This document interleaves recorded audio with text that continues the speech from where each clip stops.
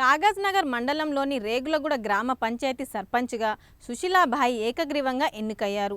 ఉప సర్పంచ్గా సోయం లచ్చు, మరో 5గురు వార్డు సభ్యులు ఏకగ్రీవంగా ఎన్నికయ్యారు. గ్రామాన్ని ఆదర్శవంతంగా తీర్చిదిద్దేందుకు గ్రామాన్ని అన్ని రకాలుగా అభివృద్ధి చేసుకోవాలనే లక్ష్యంతో వారంతా డాక్టర్ ఆర్ఎస్ ప్రవీణ్ కుమార్ ఆధ్వర్యంలో పార్టీ కండువా కప్పుకొని బీఆర్ఎస్ పార్టీలో చేరారు.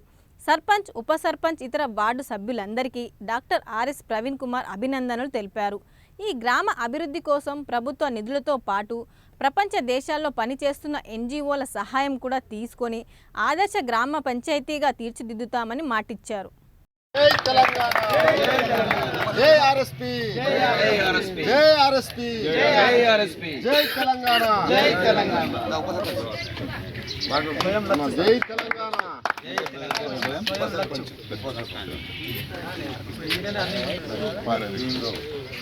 మంచి ఆదర్శ గ్రామ పంచాయతీ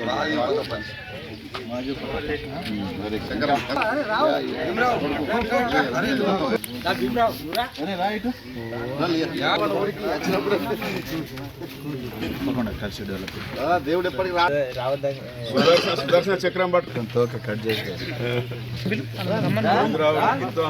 తెలుసు ఏంటిదన్నది.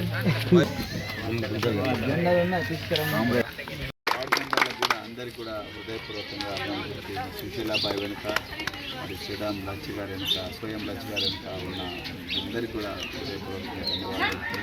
మరి ఇంత పొద్దున్నే మరి రామరావు గారు, తొలి సత్యనారాయణ గారు, మిగతా సీనియర్ నాయకులందరూ కూడా ఇక్కడికి వచ్చి వీళ్ళని ఆశీర్వదించడానికి వచ్చినందుకు వాళ్ళకి కూడా హృదయపూర్వకంగా ధన్యవాదాలు.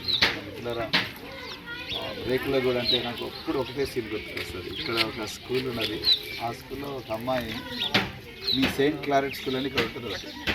అదేవిధంగా ఇక్కడ ఫాతిమా స్కూల్ అని మాజీ ఎమ్మెల్యే గుంటూరు కాలనీ ఇక్కడ ఉంటుంది ఫాతిమా స్కూల్. ఆ స్కూల్లో పిల్లల కన్నా గొప్పగా మేము ఎన్నో ప్రశ్నలు వేసినాం. అమ్మాయికి వేస్తే కూడా తికమక పడకుండా అద్భుతంగా ఇంగ్లీష్లో సమాధానం చెప్పింది. ఆదివాసీ బిడ్డ. సో నాకు ఎప్పుడు రేకులగూడ అంటే ఆ అమ్మాయి గుర్తుకొస్తుంది. సో అదేవిధంగా మరి నేను ఒకసారి ఇక్కడికి వచ్చిన పొద్దున్నే స్పోర్ట్స్ డ్రెస్ వాకింగ్ చేసుకుంటే ఇక్కడికి వచ్చినాం. వచ్చి మిమ్మల్ని అందరినీ కూడా కలవడం జరిగింది. మరి అదే గ్రామంలో ఈరోజు ఒక విప్లవం, ఈరోజు సుశీలాబాయి గారు, అదేవిధంగా స్వయం లచ్చి గారు సర్పంచ్, ఉప సర్పంచ్గా విప్లవంగా ఎన్నికైంది. దీన్ని ఒక ఆదర్శ గ్రామంగా తీర్చిదిద్దారు. అన్నాడు ఇక్కడేం సమస్యలు లేవు అని అన్నాడు.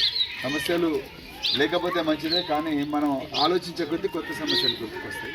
మనం ఆలోచించకపోతే ఉన్నదాంతోనే సరిపెట్టుకుంటాం. అందుకొరకు మనకు పట్టణ ప్రాంతాలతో పోలిస్తే మనకి ఏం సమస్యలు ఉన్నాయి అవన్నీ కూడా దగ్గరుండి మరి తప్పకుండా రాబోయే రోజుల్లో ఇంతకుముందు రామరావు గారు, సత్యనారాయణ గారు చెప్పినట్టు తప్పకుండా ఎక్కడెక్కడ నిధులున్నా ఆ నిధులన్నీ కూడా ఇక్కడే తీసుకొచ్చి ఆ నిధులతో ఇక్కడ ప్రయోగం చేసే విధంగా తయారు చేద్దాం. పిల్లలందరికీ కూడా లాభం. రెండవది పోడు భూముల సమస్య. ఇక్కడ